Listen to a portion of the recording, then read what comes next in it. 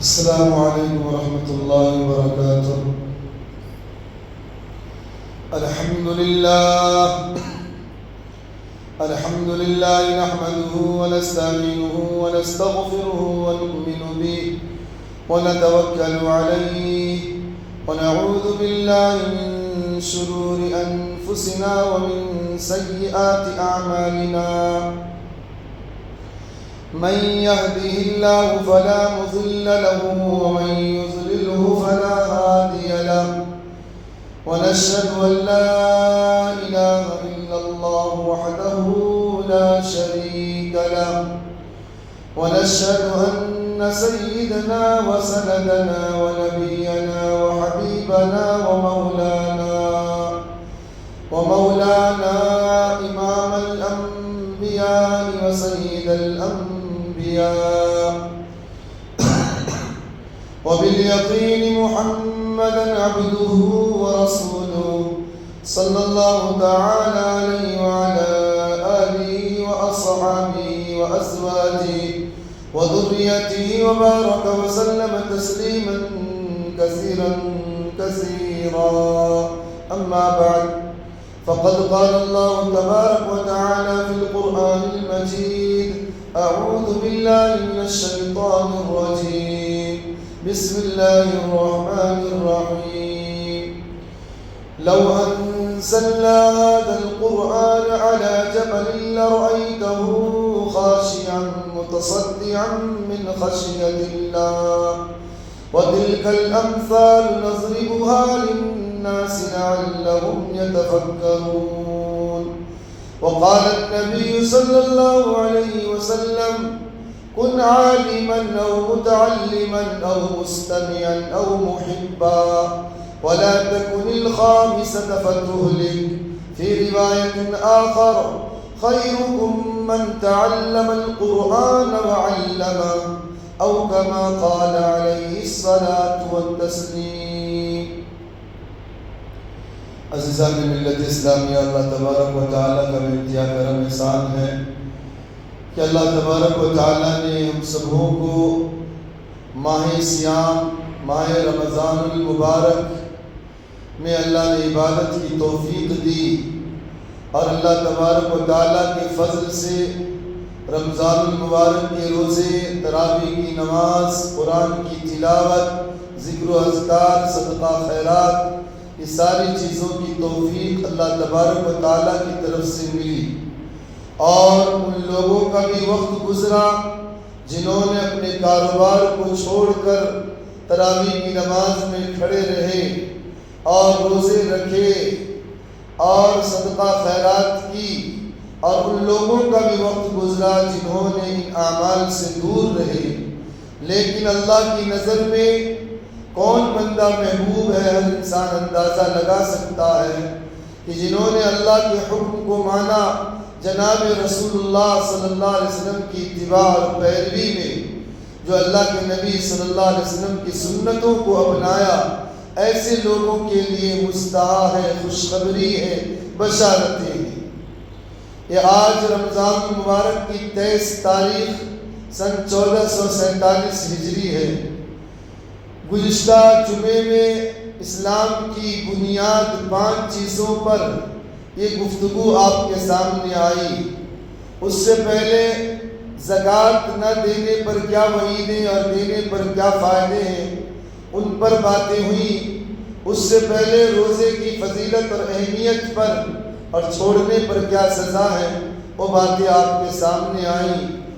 آج کے اس جمعہ میں انشاءاللہ جو عنوان ہے کہ رمضان اور قرآن، کیونکہ قرآن کا تعلق رمضان المبارک سے گہرا تعلق ہے، اور گہرا تعلق اس بنا پر ہے کہ آپ اندازہ لگائیں کہ جتنے بھی انبیاء، نبی، پیغمبر، رسول دنیا کے اندر آئے ہیں، اللہ نے ان میں سے بعض پیغمبروں کو صحیفے دیے، بعض کو کتابیں دی، لیکن اللہ رب العالمین نے جن بھی پیغمبر کو خواہ کتابیں دی ہوں یا صحیفے دی ہوں، اللہ نے دینے کے لیے اور اپنی کتاب آسمانی کتاب کے نزول کے لیے جس مہینے کا اللہ نے انتخاب فرمایا وہ رمضان المبارک کا مبارک مہینہ ہے۔ جتنے بھی حضرت آدم علیہ السلام کو صحیفے رمضان میں ملے، حضرت موسیٰ علیہ السلام کو توریت رمضان میں ملے، حضرت عیسیٰ علیہ السلام کو انجیل رمضان میں ملے، اور اسی طریقے سے ہمارے آپ کے آقا جناب محمد رسول اللہ صلی اللہ علیہ وسلم کو اللہ نے جو اسلام کی آخری بکس، آخری کتاب اور اللہ نے اپنا کلام جو نازل فرمایا وہ بھی رمضان المبارک کی 27 تاریخ کو اللہ رب العالمین نے حضرت جبرائیل علیہ السلام کی معرفت جو اللہ کے نبی جناب رسول اللہ صلی اللہ علیہ وسلم پر قرآن کا نزول ہوا۔ اس سے اندازہ لگائیں کہ رمضان ایک اہمیت کا حامل ہے اور قرآن بھی ایک اہمیت کا حامل ہے کہ اللہ نے ساری آسمانی کتابیں رمضان المبارک میں اللہ نے نازل فرمایا، اور رمضان اور قرآن کا تعلق اس بنا پر بھی ہے کہ جب تک بندہ روزہ رکھتا ہے، جب تک افطار نہ کرے، جب تک روزے سے افطاری کے وقت تک اگر انسان روزے کی حالت میں ہوتا ہے اللہ کی رحمت اس پر نازل ہوتی رہتی ہے۔ علماء نے لکھا اسی طریقے سے جب تک بندہ قرآن پاک کی تلاوت کا اسٹارٹنگ کرتا ہے، شروعات کرتا ہے، جب تک انتہا نہ کر دے، جب تک اسٹاپ نہ ہو، اس وقت تک اللہ کی رحمتیں اس پر برستی رہتی۔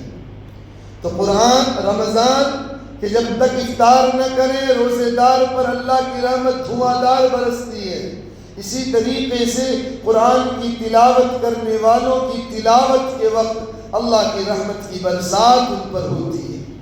اور دوسرا جو قرآن اور رمضان کا تعلق یہ ہے کہ آقا مدنی جناب رسول اللہ صلی اللہ علیہ وسلم نے فرمایا الصیام والقرآن یشفعان، کہ اللہ تعالیٰ نے دو چیزیں ایسی دنیا میں اللہ نے دی بندوں کو کہ ایک روزہ اور ایک قرآن۔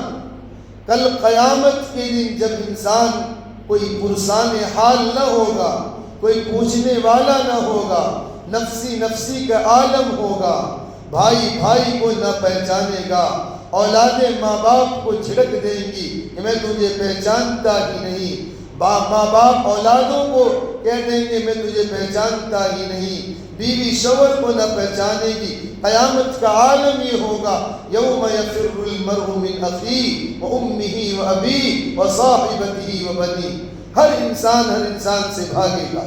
اس عالم میں انسان کی سفارش کے لیے جو اللہ نے ذریعہ بنایا ہے جناب رسول اللہ صلی اللہ علیہ وسلم کی معرفت، یہ پیغام سنایا کہ کل قیامت کے دن الصیام والقرآن یشفعان، کہ یہ قرآن اور یہ روزہ قیامت کے دن سفارش کرے گا اللہ کی بارگاہ۔ روزہ کہے گا یا اللہ میں اس کو بھوکا پیاسا رکھا، یا اللہ اس کی تو مغفرت فرما دے۔ اسی طریقے سے قرآن اللہ کی بارگاہ میں درخواست کرے گا کہ اللہ میں نے اس کو رات میں اٹھایا، میرے قرآن کو پڑھا، تیرے کلام کو اس نے اپنے زبانوں سے جو دہرایا اور اس کی رٹ لگائی، دلوں میں اس کی تلاوتیں کی، اپنے اوقات کو فارغ کر کے قرآن پڑھتا رہا۔ اے اللہ آج میں اس کی طرف سے سفارشی بن کر آپ کی بارگاہ میں کھڑا ہوں، آپ اپنے کلام کے واسطے سے اس کی مغفرت فرما دیجیے، اور اللہ اس کی سفارش کو سنے گا۔ میرے بھائیو، قرآن ایک عظیم کتاب، آج امت اس سے دور جا چکی ہے، قرآن سے دور جا چکی ہے۔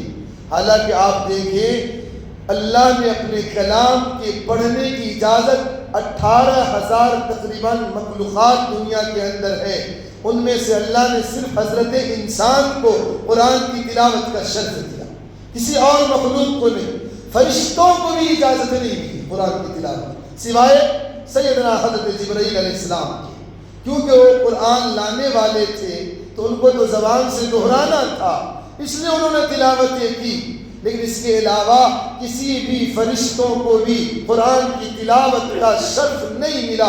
اللہ نے اپنے کلام کے پڑھنے کی اجازت صرف انسانوں کو دی۔ کتنا بڑا. اور یہی وجہ ہے کہ حدیث پاک کے اندر جناب رسول اللہ صلی اللہ علیہ وسلم نے فرمایا جب بندہ قرآن پڑھنا شروع کرتا ہے، جب قرآن کی تلاوت کرتا ہے، اللہ کے کلام کو اپنی زبانوں سے دہراتا ہے، تو جناب رسول اللہ صلی اللہ علیہ وسلم نے فرمایا کہ فرشتوں کی ازدحام بھیڑ لگ جاتی ہے اس کی زندگی، چاہے انسان سنے یا نہ سنے. لیکن جب بندہ تلاوت کرتا ہے آسمان سے فرشتے نزول ہوتے ہیں، کیونکہ ان کو پڑھنے کا اللہ نے حق نہیں دیا، قرآن کی تلاوت نہیں کر سکتے، تو اللہ کے کلام کو سننے کے لیے پڑھنے والے قاری کے اطراف میں بیٹھ جاتے ہیں. اور یہاں تک کہ جناب رسول اللہ صلی اللہ علیہ وسلم نے فرمایا فرشتے اپنے ہونٹ کو پڑھنے والوں کے ہونٹ پہ رکھ لیتے ہیں اور اس کلام کو پڑھنے جس زبان سے نکلتے اس زبان کو اس ہونٹ کو چومتے ہیں، بوسہ لیتے ہیں. فرشتے جیسے مخلوق کہ اللہ کے کلام کو اس نے پڑھا ہے، اللہ کے قرآن کو پڑھا ہے. لیکن آج مخلوق قرآن کی تلاوت سے اتنی دوری کہ آج قرآن رمضان میں بھی بس انسان پیسے پیسے پیسے مال مال اس کے پیچھے پڑا ہوا. اللہ کے قرآن یعنی یہاں تک کہ قرآن کا حق یہ ہے کہ ہر مہینے ایک قرآن کی تلاوت ہو. یہ قرآن کا حق ہے انسانوں پر. جس طرح انسان اپنے ماں باپ کو کہتا ہے بیٹے کا حق ماں باپ پر یہ ہے، اولاد کا حق ماں باپ پر یہ ہے، ماں باپ کہتے ہیں کہ ماں باپ کا حق اولاد پر یہ ہے، قرآن کا حق یہ ہے، اللہ کے کلام کا حق یہ ہے کہ اس قرآن کو روزانہ پڑھا جائے، راتوں میں دنوں میں اس کی تلاوت کی جائے. یہی تو یہ کہ جناب رسول اللہ صلی اللہ علیہ وسلم نے فرمایا علیکم بتلاوت القرآن، کہ قرآن کی تلاوت کو لازم پکڑ لو، لازم پکڑ لو. کیوں؟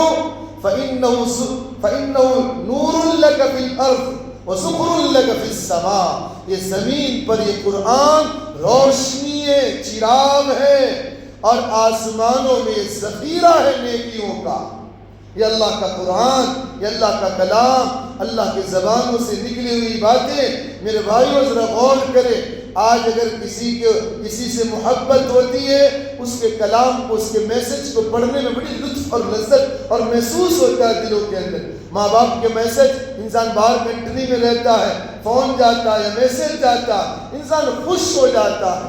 لیکن اللہ کا کلام جس سارا جہانوں کا مالک، بادشاہوں کا بادشاہ، شہنشاہوں کا شہنشاہ، اس کا کلام ہے. اس کلام کو پڑھنے کے لیے انسان کے پاس فرصت ہے. میرے بھائی یہی تو قرآن ہے، یہی تو نجات کا ذریعہ ہے، یہی تو انسان کو آخرت میں جو اللہ کی بارگاہ میں سفارشی بن کر کھڑا رہے گا. یہ اللہ کا کلام. یہی تو وجہ ہے ایک بڑے محدث ہیں حارث آور، وہ کہتے ہیں مررت فی المسجد فاذا الناس یخوضون فی الاحادیث.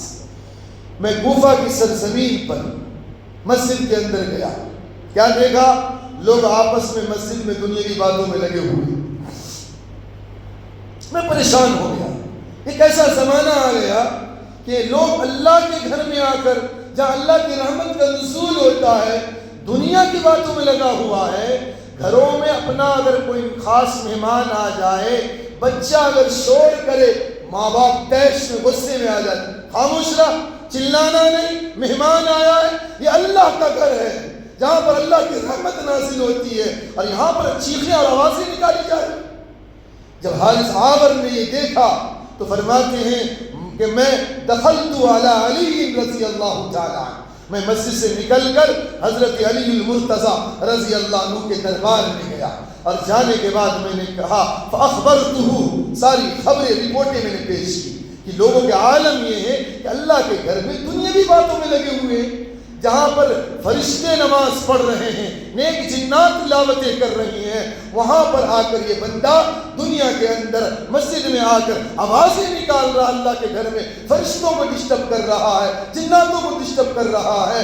تو یہ وہ حارث آور کہتے ہیں میں نے حضرت علی المرتضیٰ رضی اللہ عنہ کو جب یہ باتیں سنائی کہ فتنوں کا دور ایسا آ گیا کہ مسجد میں اللہ کے گھر میں آ کر انسان دنیا کی باتوں میں لگا ہوا ہے. جناب رسول اللہ صلی اللہ علیہ وسلم نے فرمایا کہ جو دنیا کے اندر اللہ کے گھر میں دنیاوی بات کرتا ہے اس کی نیکیاں اس طرح ختم ہو جاتی ہیں جس طرح گائے گھاس چر لیتی ہے، جس طرح جانور چراگاہ میں چلا جائے اور گھاس کھا جاتا ہے، اس طرح مسجد میں دنیا کی باتوں میں لگنے والے انسانوں کی نیکیاں ضائع اور برباد ہو جاتی اور پتہ بھی نہیں، دنیا کے اندر دنیا کی باتیں لگ کر انسان اپنی نیکی کو ضائع اور برباد کر دیا۔ جب انہوں نے یہ باتیں سنائی تو حضرت علی رضی اللہ عنہ نے فرمایا اوقد فعلوها، کہ حقیقتاً لوگ ایسے کرنے لگے؟ کہاں؟ تو حضرت علی رضی اللہ عنہ نے فرمایا اما انی سمیت رسول اللہ صلی اللہ علیہ وسلم، کہ سنو میں نے جناب رسول اللہ صلی اللہ علیہ وسلم کے زبان مبارک سے اپنی کانوں سے باتیں سنی ہیں۔ کیا؟ الا انہا ستکون فتنہ، کہ ان قریب لوگوں کان کھول کر سن لو، ان قریب دنیا میں فتنے رونما ہوں گے۔ جب اللہ کے نبی صلی اللہ علیہ وسلم نے بتلایا کہ فتنوں کا دور آئے گا، فتنے برسات کی قطرے کی طرح زمین پر نمودار ہوں گی، مختلف فتنوں میں انسان اللہ کے گھر میں دنیا کی باتیں چیخ و پکار، یہ بھی ایک بڑا فتنہ ہے اس امت کا، اس زمانے کا، یہ بھی ایک بڑا فتنہ ہے۔ اللہ کے گھر میں انسان خاموشی کے ساتھ اللہ کی عبادت نہیں کر سکتا، اور انسان خود بھی عبادت نہیں کرتا، جو نیک جنات یہاں کر عبادتیں کر رہے ہیں، فرشتے عبادتیں کر رہے ہیں، ان کو خلل ڈال رہا۔ اللہ کے نبی صلی اللہ علیہ وسلم نے جب باتیں فرمائی تو صحابہ کا مزاج یہ تھا، صحابہ نے یہ نہیں پوچھا کہ فتنہ کب آئے گا، فتنہ کیسا ہوگا، کس زمانے میں نمودار ہوگا، وہ تو صرف یہ پوچھتے تھے اس فتنے کا حل کیا ہے۔ تو انہوں نے کہا، حضرت علی رضی اللہ عنہ نے پوچھا فَقُلْتُ مَا الْمَخْرَجُ مِنْهَا یا رسول اللہ، اے اللہ کے نبی جناب رسول اللہ صلی اللہ علیہ وسلم ہمیں یہ تو بتلا دیجئے جب فتنہ آئے گا دنیا میں اس فتنے سے نکلنے کا ذریعہ کیا ہوگا؟ تو جناب رسول اللہ صلی اللہ علیہ وسلم نے صرف ایک جملے میں بتلایا، قال کتاب اللہ، یہ اللہ کی کتاب تمہیں فتنوں سے نکالے گی، یہ اللہ کا کلام تمہیں فتنوں سے نکالے گی۔ اور یہ اللہ کا کلام کیسا ہے؟ فی نبأ ما قبلکم وخبر ما بعدکم، یہ اللہ کا کلام وہ ہے جس میں تم سے پہلے لوگوں کے واقعات بیان کیے گئے اور تم سے قیامت تک آنے والی لوگوں کے حالات کا ذکر اللہ نے اس قرآن کے اندر فرمایا۔ فی نبأ ما قبلکم وخبر ما بعدکم وحکم ما بینکم والفصل، اور تمہارے درمیان میں جو نزاع ہوتے ہیں، اختلافات ہوتے ہیں، اس کا فیصلہ اللہ نے اس قرآن میں رکھا۔ یہ قرآن فیصلے، یہ اللہ کی کتاب فیصلہ کرے گی امت کے درمیان، اس قرآن کے ذریعے سے انسان اپنا فیصلہ کرے۔ آج ذرا بھی کچھ معاملات ہو جائے انسان کورٹ کچہری کے دروازے کو کھٹکھٹاتا ہے، لیکن اللہ کے کلام کی طرف رجوع نہیں ہوتا، اللہ کے قرآن سے نہیں پوچھتا کہ ہم اس فتنے سے نکلنے کا ذریعہ اللہ نے اس قرآن میں کیا رکھا ہے۔ تو اللہ کے نبی صلی اللہ علیہ وسلم نے فرمایا وہ قرآن یہ ہے، فی نبأ ما قبلکم وخبر ما بعدکم وحکم ما بینکم والفصل لیس بالہزل، یہ قرآن کوئی مذاق نہیں ہے۔ اور آگے جناب رسول اللہ صلی اللہ علیہ وسلم نے فرمایا من ترکہ من جبار قسمہ اللہ، جو غرور سے تکبر سے اللہ کے قرآن کو چھوڑے گا اللہ اس کو توڑ دے گا، اللہ توڑ دے گا، اللہ دنیا میں ذلیل و رسوا کر دے گا۔ من ترکہ من جبار قسمہ اللہ، یہ اللہ کا کلام آج کے زمانے میں انسان اللہ کے قرآن کو، قرآن پڑھنے والوں کو کوئی اہمیت ہی نہیں ہے امت کے اندر۔ آج ایک انسان بڑی ڈگریاں حاصل کر لے، بڑے عہدے پر پہنچ جائے، ان کو انسان اعزاز سے نوازتا ہے، لیکن اللہ کا کلام جو اپنے سینوں میں لگا لے، اپنے سینوں میں محفوظ کر لے، اپنے سینوں میں جو لگا لے، آج انسان اس سے کوسوں دور، اس سے نفرت۔ اللہ کے نبی جناب رسول اللہ صلی اللہ علیہ وسلم نے فرمایا من ترکہ من جبار قسمہ اللہ، جو اللہ کے قرآن کو غرور سے چھوڑ دے گا، تکبر سے چھوڑ دے گا، ہمیں قرآن کی ضرورت نہیں، ہمیں قرآن کی ضرورت نہیں، ہاں تراویح میں قرآن پڑھا جا رہا، ہمیں اس کی ضرورت نہیں، ہمیں تو پیسہ کمانا ہے، ہمیں تو مال کمانا ہے، ہمیں تو اپنے مال کو بڑھانا، بینک بیلنس کو بڑھانا ہے، یہ قبر میں لے کر جانا قارون کا خزانہ، یہ خزانے قبر تک جائیں گے۔ اس غرض میں انسان اللہ کے قرآن سے دور جا رہا۔ میرے بھائیو ڈرنے کی بات ہے، جناب رسول اللہ صلی اللہ علیہ وسلم نے فرمایا من ترکہ من جبار قسمہ اللہ، جو اللہ کے قرآن کو چھوڑے گا اللہ اس کو توڑ دے گا۔ اور آگے اللہ کے نبی صلی اللہ علیہ وسلم نے فرمایا من ترکہ من جبار قسمہ اللہ. اور آگے اللہ کے نبی صلی اللہ علیہ وسلم نے فرمایا کہ قرآن وہ کتاب ہے من ابتغى الہدی فی غیرہ اضلہ اللہ، کہ اللہ کے قرآن کے علاوہ کسی اور چیز میں ہدایت تلاش کرے گا اللہ اس کو گمراہ کر دے گا. آج انسان اپنی ہدایت، اپنے اچھا بننا آج مغربی تہذیب میں، مغربی تمدن میں، آج یہود و نصارہ میں انسان اپنی اچھائی کو تلاش کرتا ہے.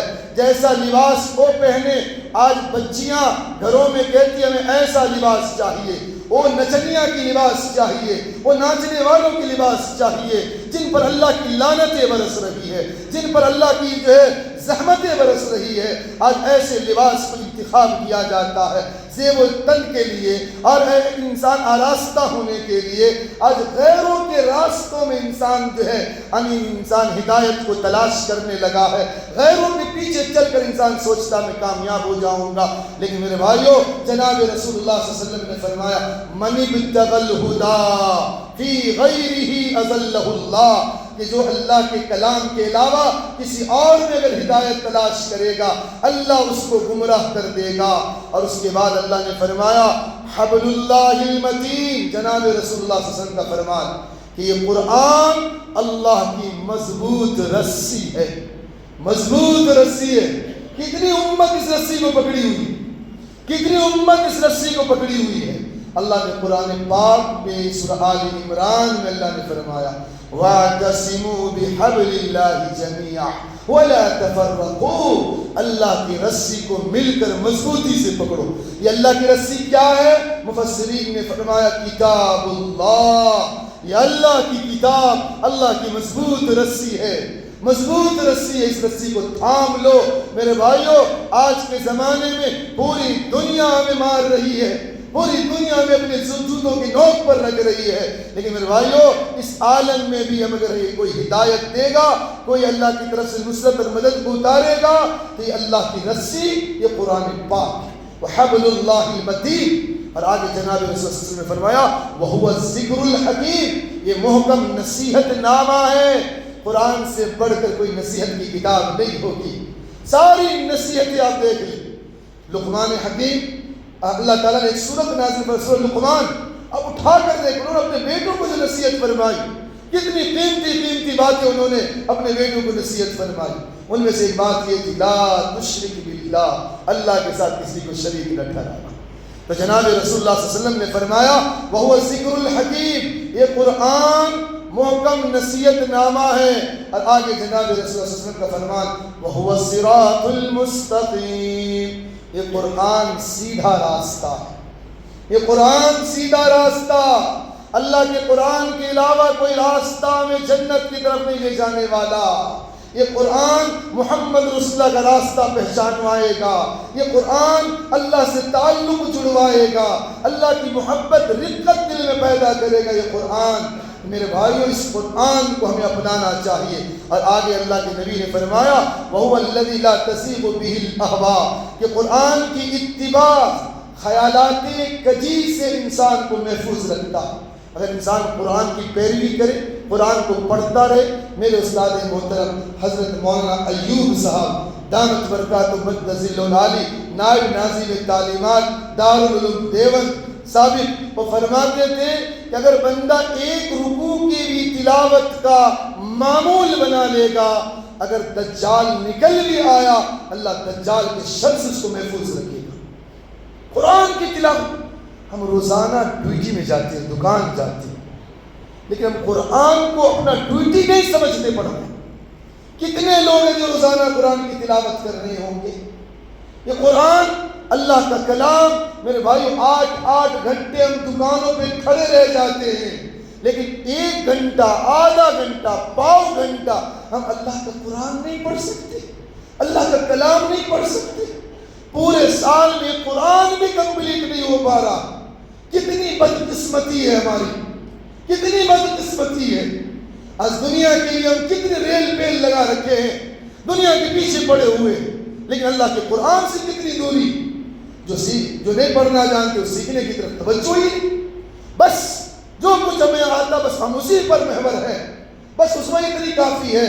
میرے بھائیوں، شیخ سعدی علیہ الرحمہ ایک بہت بڑے اللہ والے گزرے، اور جوانی کے عالم تک جو قوال تھے، ناچ گانوں میں شریک ہوا کرتے تھے، ایک جگہ کنویں پر گئے اور پانی لینے کے لیے کیا دیکھے کچھ بچیاں رسی سے پانی نکال رہی ہے، وہاں لکڑی کا تختہ بنا ہوا ہے، بار بار رسی اس پہ گھس رہی ہے اور وہاں پر سوراخ بن گیا۔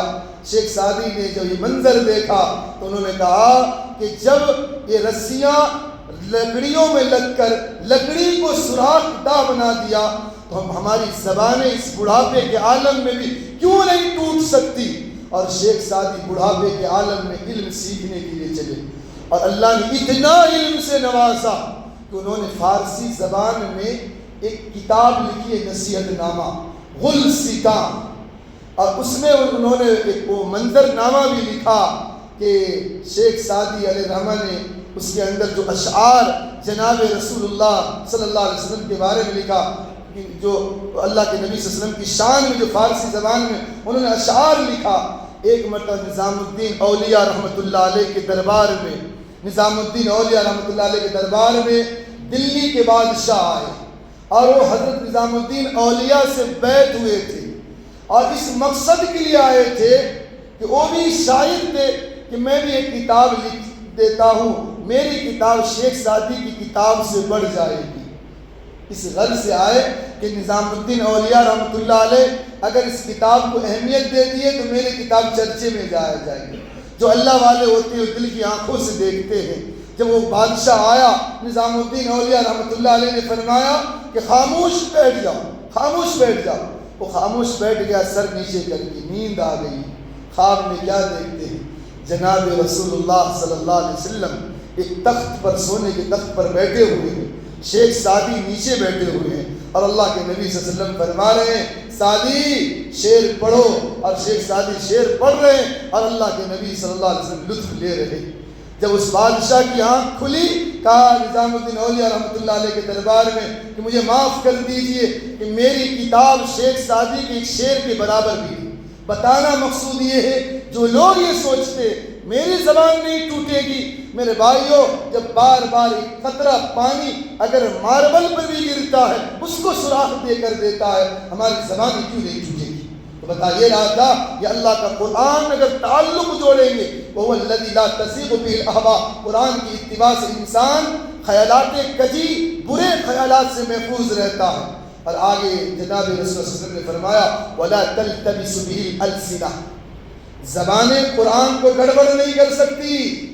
بڑے بڑے ادبا آئے، بڑے بڑے فصحاء آئے عرب کے اندر، اور وہ چاہا کہ قرآن جیسی ایک آیت لوگوں کے درمیان پیش کر دے، لیکن عربی جاننے کے باوجود بھی وہ قرآن کے متعلق ایک آیت بھی پیش نہ کر سکے، اور اللہ نے قیامت تک آنے والے امت کے لیے چیلنج بھی قرآن میں فرمایا فَأْتُوا بِسُورَةٍ مِّن مِّثْلِهِ وَادْعُوا شُهَدَاءَكُم مِّن دُونِ اللَّهِ، اللہ کے علاوہ جتنے بھی تمہارے مددگار ہیں سب کو بلا دو، ایک صورت بھی بنا کر لا کر دکھا دو۔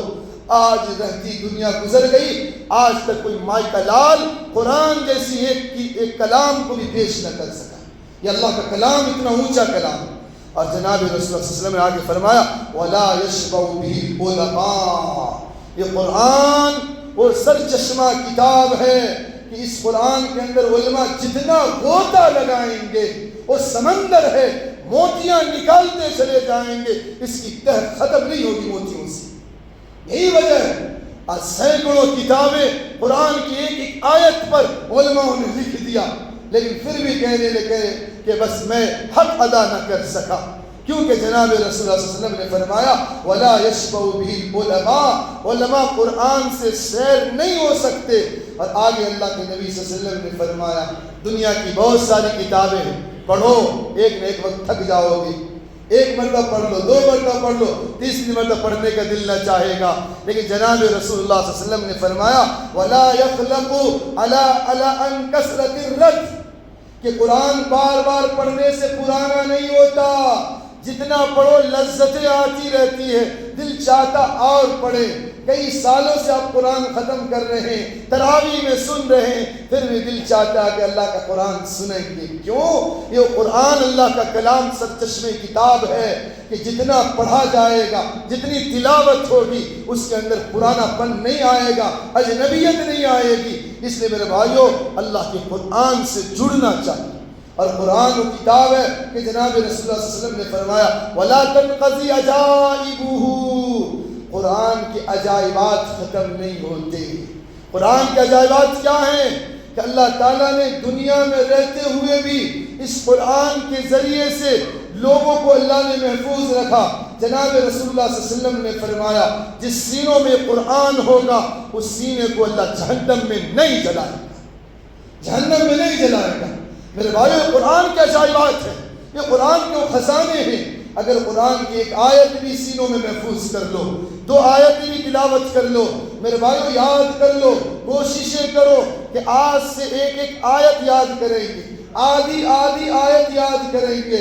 میرے بھائیو، اگر موت تک یاد نہ بھی کر سکو، ایک حدیث ہے کہ جناب رسول اللہ صلی اللہ علیہ وسلم نے فرمایا جب یہ بندہ جس نے کوشش کی تھی بوڑھا ہو گیا، بڑھاپے کے عالم تھا، پھر بھی دل میں تمنا تھی کہ اللہ کے قرآن کو سینوں میں محفوظ کروں گا، یاد کروں گا، اور یاد کرتے کرتے 2 ہی آیت یاد کر سکا، ایک ہی سورت یاد کر سکا، موت آ گئی۔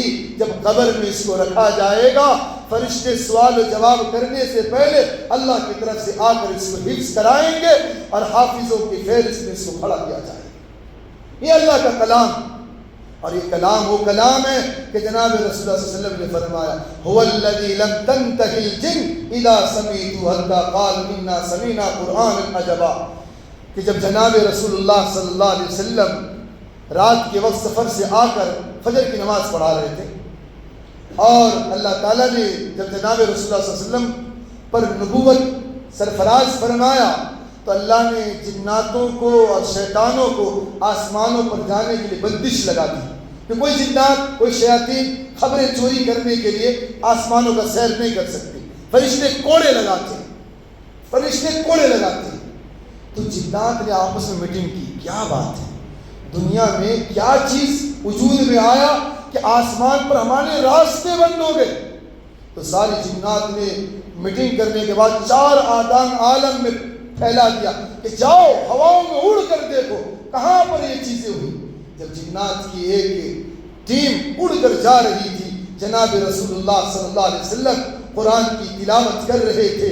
جب قرآن کی تلاوت کو جناتوں نے سنا، اسی کو جناب رسول اللہ صلی اللہ علیہ وسلم نے فرمایا هو الذی لم تنتهی الجن اذا سمعوا حتى قالوا، جب جناتوں نے اس قرآن کو سنا تھا کہا تھا انا سمعنا قرآنا عجبا، کہ بے شک ہم نے ایک عجیب قرآن کو سنا ہے، یہدی الی الرشد، اور سیدھے راستے کی رہنمائی کرتا ہے۔ اور وہ زبانیں کتنی قیمتی ہوگی جو اس قرآن کو تلاوت کریں گے، اس قرآن کو پڑھیں گے، وہ زبانیں کتنی پیاری ہوگی۔ جناتوں نے باتیں کہی تھی میرے بھائی، یہ وہ قرآن ہے۔ جناب رسول اللہ صلی اللہ علیہ وسلم نے فرمایا من قال به صدقہ، جو قرآن کے حوالے سے بات کرے گا وہ سچا ہوگا، ومن عمل به اجرہ، جو قرآن پر عمل کرے گا اس کو ثواب دیا جائے گا، ومن حکم به عدلا، جو قرآن کے مطابق فیصلہ کرے گا، بیٹا کیوں نہ ہو، باپ کیوں نہ ہو، جب فیصلے اور عدل کی بات آئے گی قرآن کے مطابق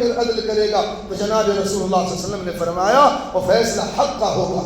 اور آگے جناب رسول اللہ صلی اللہ علیہ وسلم نے فرمایا وَمَنْ دَعَا إِلَيْهِ هُدِيَ إِلَىٰ صِرَاطٍ مُسْتَقِيمٍ، اور جو قرآن کی طرف بلائے گا وہ سیدھے راستے کی طرف بلائے گا۔ آؤ میرے بھائیو، اس قرآن کی طرف آ جاؤ، یہی سیدھا راستہ ہے، یہی جنت کا راستہ ہے، یہی جناب رسول اللہ صلی اللہ علیہ وسلم کی پہچان کروانے کا راستہ ہے۔ اس قرآن کو اپناؤ۔ جناب رسول اللہ صلی اللہ علیہ وسلم نے فرمایا حدیث کے اندر، حضرت عثمان غنی رضی اللہ عنہ حدیث کے راوی ہیں، خیرکم من تعلم القرآن وعلمہ۔ اس دنیا کے اندر بڑے بڑے ڈاکٹر، بڑے بڑے انجینئر، بڑے بڑے ماسٹر اور ہر فن اور فنون کو اپنانے والے لوگ ہیں، لیکن میرے آقا جناب رسول اللہ صلی اللہ علیہ وسلم نے تمام مخلوق میں سب سے بہترین کس کو قرار دیا؟ حضرت عثمان غنی رضی اللہ عنہ حدیث کے راوی، اللہ کے نبی صلی اللہ علیہ وسلم نے فرمایا خیرکم من تعلم القرآن وعلم، تم میں سب سے بہتر وہ ہے، تم میں سب سے بہترین وہ ہے جو قرآن کو سیکھے اور لوگوں کو سکھائے۔ اس سے بہتر مشغلہ کوئی نہیں، اس سے بہتر کوئی چیز نہیں۔ میرے بھائیو، یہ قرآن سیکھنا سکھانا اللہ کے نزدیک بہت ہی مبارک متبرک عمل ہے۔ بندہ خود اپنے بچوں کو سکھائے۔ نہیں ہماری اولاد قرآن پڑھنے والے، ہمیں چاہیے کہ ہم اپنے دور مدرسوں کے اندر جا کر غریب بچے پڑھ رہے ہیں، ان بچوں کو لے، 2000 1500 روپے ان کے خرچے ہوں گے، ان کو برداشت کرے، اپنے پیسوں سے ایک بچے کو عالم بنائیں، ایک بچے کو حافظ بنائیں۔ اسی مسجد کے ایک ذمہ دار تھے رفیق ماموں، اللہ تعالیٰ ان کی قبر پر کروڑوں رحمت نازل فرمائے۔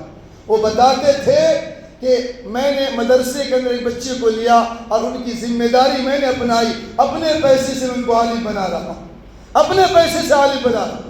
میرے بھائیو، اگر ہمارے خاندان میں نہیں بن سکا، کم از کم دوسرے بچوں کو بھی ہم بنا لے، کیونکہ جناب رسول اللہ صلی اللہ علیہ وسلم نے فرمایا خیرکم من تعلم القرآن وعلمہ۔ پیسے دے دینا مدرسوں میں الگ بات ہے، یہ بھی صدقہ ہے، یہ بھی ثواب کی چیز ہے، لیکن اپنے پیسوں سے ایک بچوں کو منزل مقصود تک پہنچا دینا، یہ بڑا کمال کی بات ہے، بڑا کمال کی بات ہے۔ جناب رسول اللہ صلی اللہ علیہ وسلم نے ایک حدیث میں فرمایا، حدیث قدسی ہے، یقول رب تبارک و تعالی من شغلہ القرآن عن ذکری و مسئلتی آتیتو افضل ما اوتی السائلین۔ آج اللہ کی بارگاہ میں دعا مانگنے کو ہم کتنی اہمیت کے حامل سمجھتے ہیں۔ اللہ سے کچھ فریاد کرنے کے لیے، ذکر کے لیے ہم وقت کو نکالتے، بہت اچھی بات ہے، لیکن جناب رسول اللہ صلی اللہ علیہ وسلم نے فرمایا کہ اللہ فرماتا ہے کہ جس شخص کو قرآن میں اتنا مشغول کر دیا کہ اس کو نہ ذکر کرنے کا موقع ملا، نہ کلمہ طیبہ پڑھنے کا موقع ملا، نہ دعا مانگنے کا موقع ملا، اللہ نے فرمایا کہ اوتی السائل، میں مانگنے والوں سے زیادہ عطا کروں گا۔ جس نے قرآن میں لگا رہا، قرآن کے سمجھنے میں، قرآن کے پڑھنے میں اپنی جوانی کو برباد کر دیا اللہ کے قرآن میں۔ آج لوگ مدارس کے لوگوں پر ایک غلط نظر سے دیکھتے ہیں۔ میرے بھائیو، آپ نہیں جانتے ہیں، جب آپ راتوں کو نیند میں سو رہے تھے، وہ بچے مدرسوں میں اٹھ کر اللہ کے قرآن کو سیکھنے کے لیے اپنی جوانی کو جوانی نہ سمجھا، اپنے اوقات کو وقت نہ سمجھے۔ ٹھنڈ کا، یوپی کا وہ ٹھنڈ کا موسم، لحاف اوڑھ کر اللہ کے قرآن کو سمجھنے کے لیے عشاء کے بعد سے بیٹھے، فجر کی اذان ہو گئی، فجر کی اذان ہو گئی۔ میرے بھائیو، یہ وہ اللہ کا قرآن ہے، یہ اللہ کے قرآن کو سمجھنے کے لیے انہوں نے اپنے وقت کو وقت لگا دیا، ساری زندگی کھپا دی ہے اللہ کے قرآن کو سمجھنے کے لیے۔ آج ہم ان کے اوپر جملے کس رہے، ان کے اوپر تبرہ کر رہے۔ اللہ کا قرآن، یہ اللہ کے قرآن کی توہین ہے۔ اور سنو حدیث، جناب رسول اللہ صلی اللہ علیہ وسلم نے کیا فرمایا۔ عمر بن خطاب رضی اللہ عنہ حدیث کے راوی ہیں، جناب رسول اللہ صلی اللہ علیہ وسلم نے فرمایا ان اللہ یرفع بهذا الكتاب اقواما ويضع به آخرین۔ یہ اللہ کا قرآن بعض لوگوں کو بلندی دیتا ہے، بعض لوگوں کو ذلیل و رسوا کر دیتا ہے، ذلیل کر دیتا ہے۔ قرآن جو قرآن کی توہین کریں گے، قرآن والوں کی توہین کریں گے، اللہ ان کو ذلیل و رسوا کر دے گا۔ یہ میری بات نہیں، جناب رسول اللہ صلی اللہ علیہ وسلم نے فرمایا۔ کون انسان ہے جس میں غلطیاں نہیں؟ کون انسان کھڑے ہو کے کہہ سکتا کہ مجھ سے گناہ نہیں ہوا؟ بشریت میں سب شریک ہے، خواہ مدرسے کے پڑھنے والا ہو یا عام انسان ہو، گناہ کس سے نہیں ہو سکتا؟ گناہ کس سے نہیں ہو سکتا؟ انسان کی صفت ہی گناہ کی ہے میرے بھائیو، کوئی اس سے مابھی امتیاز نہیں ہے، لیکن اس کی وجہ سے کسی کو نکیر کر دینا، کسی کو برا بھلا کہہ دینا، میرے بھائیو ایک عجیب لوگوں کا مشغلہ۔ اور میرے بھائیو، تاریخ اگر آپ کو معلوم ہو، میں اس تاریخ کی طرف آپ کو لے جانا چاہتا ہوں۔ انگریز سن 1601 میں ہندوستان آیا، 1803 عیسوی میں لال قلعے پر اسلام جو انگریزی پرچم کو لہرایا، تو برٹش گورنمنٹ میں، پارلیمنٹ میں یہ باتیں آئی اور یہاں کے انگریزوں کو بلا کر پوچھا گیا کہ 2 سال کا عرصہ تمہیں دلی تک پہنچنے میں کیوں لگا؟ تو انگریز نے کیا کہا کہ ہم تو بہت پہلے ہی دلی تک پہنچ جاتے، درمیان میں علماؤں کی جماعت تھی جس نے میرا راستہ روک رکھا تھا۔ اسی دن برٹش گورنمنٹ نے کہا ریاست کو بڑی نہ کرو، پورے بھارت سے علماؤں کو ختم کر دو، تم وہاں اپنے منزل مقصود میں کامیاب ہو جاؤ گی۔ اور انگریز اس پالیسی پر عمل کیا اور اب غور کریں 1857 عیسوی میں دلی کی چاندنی چوک سے لے کر پشاور کی جامع مسجد تک کوئی درخت ایسا نہ تھا جس پر علماء کی گردنیں نہ لٹکی ہو. 35,000 سے لے کر 50,000 تک علماء کو پھانسی کے پھندے پر لٹکا دیا. علماء ہونا اس جرم سمجھا جاتا تھا. اور جو انگریز جس پالیسی پہ عمل کیے آج امت کہیں نہ کہیں علماء سے کٹ رہی ہے. ہاں علماء کی بھی غلطی ہے کہ علماء عوام سے کٹ رہے. علماء سوچ رہے عوام کی ہمیں ضرورت نہیں, یہ بھی غلط. اور عوام یہ سمجھ رہے ہمیں علماء کی ضرورت نہیں, یہ بھی غلط ہے. یہ انگریزوں کی پالیسی ہے. میرے بھائیوں اپنے پالیسی میں کامیاب ہو رہے ہیں اور حکومت کے اقتدار واقع لوگ کامیاب ہو رہے ہیں. آپ علماء پر اعتماد کریں. علماء کو چاہیے عوام پر اعتماد کریں, اور علماء کو چاہیے عوام کی عزت کرے, عوام کو چاہیے علماء کی عزت کرے. یہ دونوں طرف سے ہے. اب دونوں طرف سے اس چیز کو پیش نظر رکھیں. کیوں میرے بھائیوں یہ قرآن بہت عظیم کتاب ہے. جناب رسول اللہ صلی اللہ علیہ وسلم نے فرمایا, حضرت عبداللہ بن عمر رضی اللہ عنہ اس کے راوی ہیں, عن عبداللہ بن عمر رضی اللہ تعالی عنہ قال قال رسول اللہ صلی اللہ علیہ وسلم يقال لصاحب القرآن اقرأ وارتقي ورتل كما كنت ترتل في الدنيا فإن منزلك عند آخر آية تقرأها. قیامت کے دن اللہ کن سے کہے گا کہ پڑھتا جا, جنت کے درجوں پہ چڑھتا جا. میرے بھائیوں کسی دنیا دار سے نہیں کہی جائے گی, کسی دنیا کے بڑے بڑے ڈگری حاصل کرنے والوں سے نہیں کہی جائے گی, بلکہ ان لوگوں سے کہا جائے گا جو اللہ کے قرآن کو پڑھا ہوگا, اللہ کے قرآن کی تلاوت کی ہوگی, اللہ کے قرآن کو سینوں میں محفوظ کیا ہوگا. جناب رسول اللہ صلی اللہ علیہ وسلم نے فرمایا, اللہ فرمائے گا اقرا وارتقی, پڑھ اور چڑھ اور پڑھتا جا, چڑھتا جا, اور فإن منزلك عند آخر آیت تقرأها, جب تو آخری آیت پر پہنچے گا تیری منزل ہوگی, تیرا ٹھکانہ ہوگا. میرے بھائیوں اس لیے ہمیں چاہیے اللہ کا قرآن کو پڑھاؤ. آپ بھی کوشش کریں حفظ کی. جو ناظرہ نہیں پڑھنا چاہتے ہیں آئیں ہمارے پاس, علماء بیٹھے ہیں آپ کو پڑھانے کے لیے. آپ کے پیسے نہیں چاہیے, آپ علم سیکھ لیں, اپنے نمازوں کو درست کر لیں, اپنے نمازوں کے طور طریقے ٹھیک کر لیں. میرے بھائیوں اس عالم میں اگر ہم قرآن سے دور رہے, قرآن اللہ کی کتاب سے دور رہے, تو یاد رکھو میرے بھائیوں بڑی ڈرنے کی بات ہے. جناب رسول اللہ صلی اللہ علیہ وسلم نے فرمایا من ترکہ من جبار قسمہ اللہ, جو اللہ کے قرآن کو چھوڑے گا اللہ اس کو توڑ دے گا. اس لیے چاہیے ہمیں قرآن سے جڑے. قرآن کا حق کہ روزانہ قرآن کی تلاوت کی جائے, کم از کم مہینے میں ختم کیا جائے. یہ قرآن کا حق ہے.